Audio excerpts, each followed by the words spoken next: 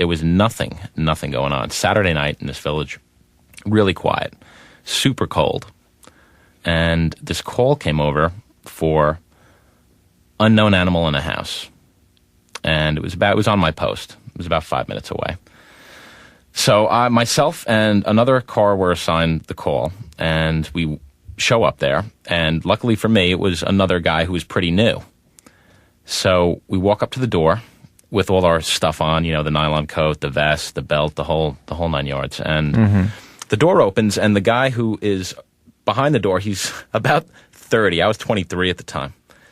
He's about 30. He looks like a broker, a lawyer. He's just really well put together, nice guy, wearing glasses. He's wearing these like silk pajamas with a monogram, got my attention. Wow. And he's going, listen, I'm really sorry to bother you. Normally I'd handle this sort of stuff on my own, but my wife really insists that I call. And so we ask him what the problem is. He says, well, we were having kind of a romantic evening down in the living room, and we heard this scratching upstairs, so I ran upstairs to see what it was, and it turns out it's coming from the attic.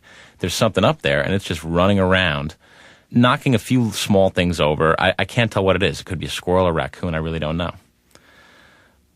So the other cop that I was with said, well, we really don't handle that. It's not so much a police function. It's, but we do have numbers of these private contractors who'll come in, and they'll put a humane trap down, and they'll remove the animal for you, and it's really not such a big deal, but it's really not our thing.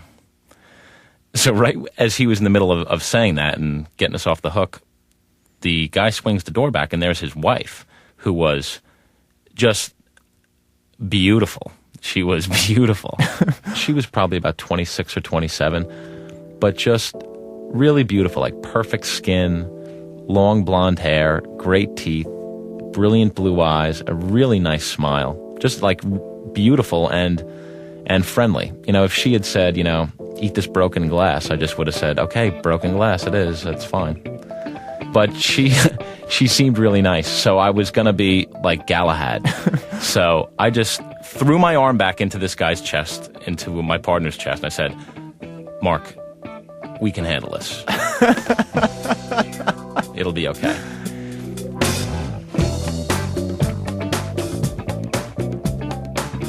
And she was oh, thank you so much. And she was really sweet, and I was like struck dead. So we walk inside, and she goes, I'm going to throw a pot of coffee on. And we go upstairs. We follow the man of the house upstairs, and we're underneath one of those trap doors that goes into the attic with the staircase that folds out. Right.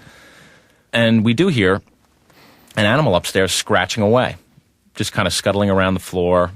And there's definitely something up there, and it's making pretty good speed up, going from one end of the roof to the other. So I reached up, and I took the trap door down, and we unfolded the ladder.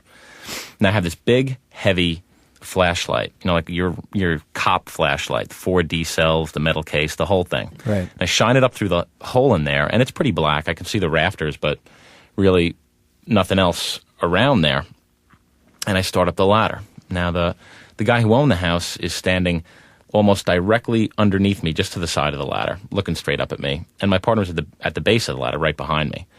So just before I stuck my head through this like black hole, I just kind of paused. Like I crunched my body up underneath, because I'm realizing, I don't know where this thing is. The second we pulled down the trap door, all noise upstairs just ceased. So I was kind of nervous, and I was like, well, I look like an idiot just crouched up here on the top of the ladder. So I took the flashlight, and I just popped my head up, turned the light on again, and about 6 inches from the front of my face was this squirrel at eye level with me, kind of reared back on its legs. And I swear, from where I was standing, it looked like Godzilla. It just scared the heck out of me. I thought, it's a squirrel. It's going to be hiding somewhere. It's going to be terrified of me. It was 6 inches away from me, and it really startled me. So I kind of went, and jumped back. And the flashlight slips out of my hands, and it's heavy, and it falls directly onto the nose of the guy who's looking straight up at me. And I don't think it broke it, but it did some damage, and his nose, his hands went up to his face, blood just started pouring out between his hands. This is the homeowner. This is the homeowner. I lose my balance and fall backwards directly onto my partner, and I pancake we're both on our backs. He's on his back, I'm on his stomach, on my back. scuttling around like a beetle trying to get up in this really narrow hallway. It's a mess. The squirrel, while we're floundering around in the hallway, jumps down the stairs, boink, boink, boink, lands on me, and takes off down the stairs. How undignified.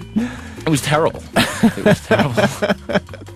So we're wondering, gee, where is the squirrel?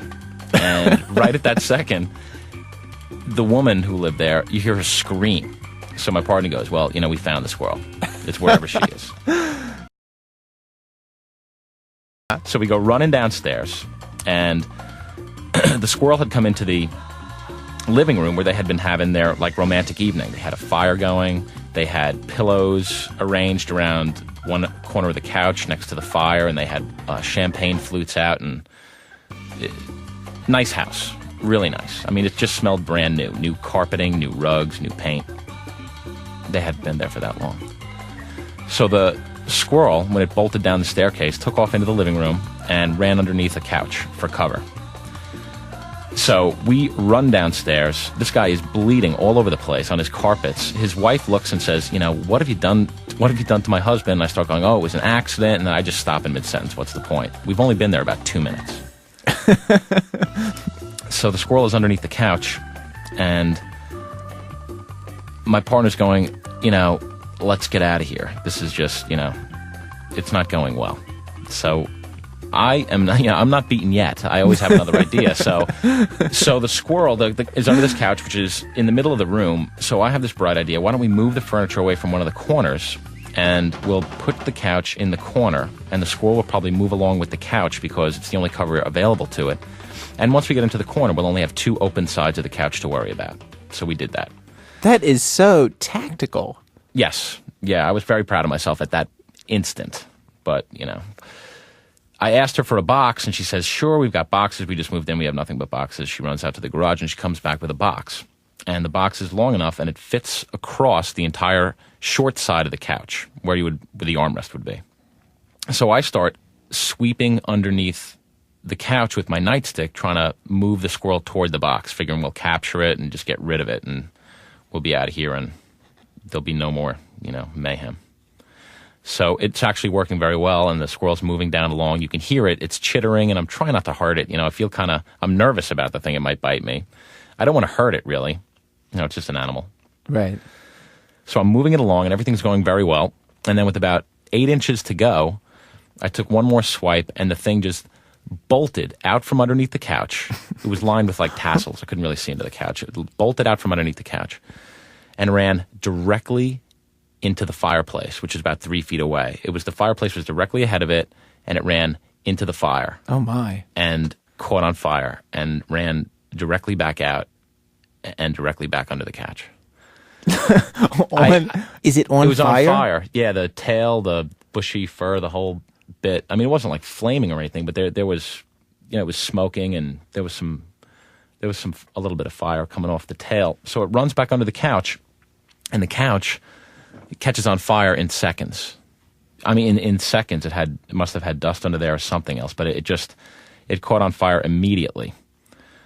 And my partner and I just don't even talk. We just grab the couch, heave it upside down, and now there's plenty of oxygen now for the fire to really get going, and it starts up, and we're patting it out, and it's sort of getting away from us. So we grab the only thing that's really available, and those are these really nice silk pillows, and we have one in each hand, the both of us, and we're just windmilling away at this fire on the couch, and we put it out, but it's smoking terribly, and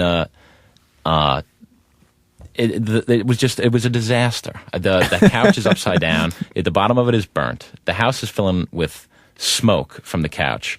The squirrel, when it went into the couch in its death throes, just latched onto the bottom of the couch. It's like this smoking piece of gristle underneath the couch, latched on there with its claws, and we're pounding, smearing it all over the place, and the smoke alarms are firing away. The guy's standing in his, with handkerchiefs and paper towels up around his nose, which is still bleeding. His pajamas are a mess. They're covered with blood, the front of them.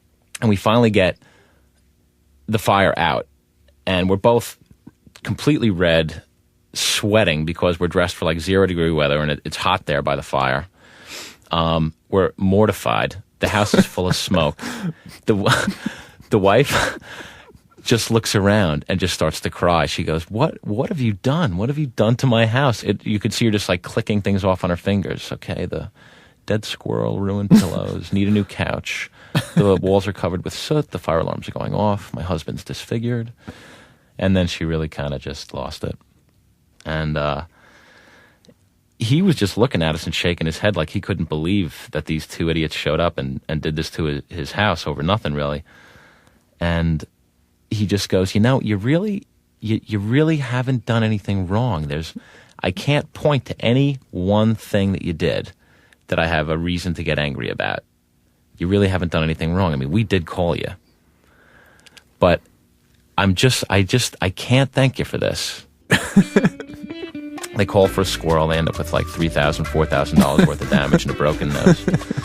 And this is all within about 5 minutes.